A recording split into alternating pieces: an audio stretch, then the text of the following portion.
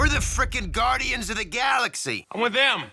A person could be forgiven for thinking Guardians of the Galaxy is not a good move on Marvel's behalf. Why risk what's been a pretty solid series for a foray into a kind of pseudo-Star Wars-y kind of film? Because really, how many films have attempted to out-Star Wars over the years, and how many have even come remotely close? Off the top of my head, Serenity is probably the best effort, with even more actual, legitimate Star Wars films falling well short. So here we are. Guardians of the Galaxy. The premise here is simple enough. A ragtag team assemble, reluctantly, in order to stop a real jerk from destroying everything. It's something we have seen time and time again, even in this exact same Marvel Cinematic Universe, but as it is in every case, it's all about the execution. And Guardians of the Galaxy is executed very well. It's safe to assume that James Gunn is the reason behind this film working. It's hard to believe that he's only had a couple of other features under his belt, considering that he's managed to make a movie that's as entertaining as The Avengers. This is made even more impressive by the fact that he didn't have the luxury of already established characters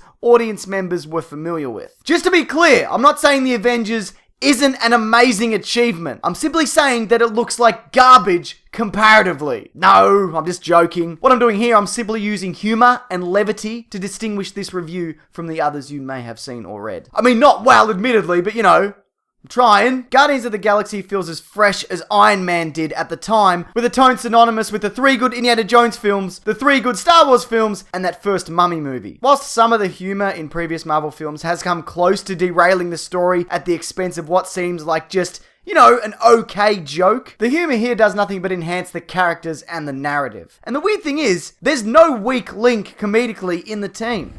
That's when you... Why would I put my finger on his throat? Oh, no, it's a symbol. This is a symbol for you slicing his throat.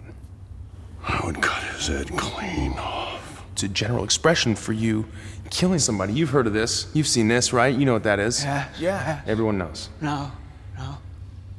Look, there could be some complaints made against the film. The villain, you know, is just okay. That's not uncommon in Marvel films for this to be the case, though. Unlike some superhero movies, in particular, every Batman entry, there's always been more emphasis on the heroes than the villains, and this is no exception. And if you are a die-hard Guardians fan, you might be upset by some of the changes made to the mythos. But I can't imagine that 99.99% of cinema goers would care, as this is a relatively unknown property. You know, the same way that there were changes made to the then relatively unknown Iron Man mythos in the original. As for my rating, which everybody loves, so get ready for this, I have to give it a solid worst movie ever. Simply because, and I can't believe nobody picked up on this, they appear to have just looped Vin Diesel's audio for Groot. He just says the same thing over and over again. What a massive oversight. I definitely do not understand this and would like some answers, please, in the comments below. Thank you. In all seriousness, this movie is totally amazing. One of the best Marvel movies to date. Certainly the funniest and possibly the best Phase 2 movie so far. Maybe not, I don't know. It's certainly better than the first two, which honestly had me thinking at the time,